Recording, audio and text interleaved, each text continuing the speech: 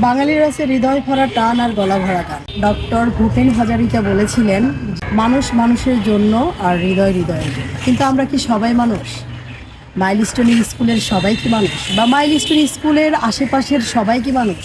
না, আমরা সবাই মানুষ না। মানুষ তারাই যারা নিজের জীবন বাজি রেখে এই বাচ্চাদেরকে উদ্ধার করছে, যারা নিজের সন্তানের কথা তোয়াক্কা না করে নিজের জীবন উৎসর্গ করে দিয়েছে ওই বাচ্চাদেরকে বাঁচানোর জন্য।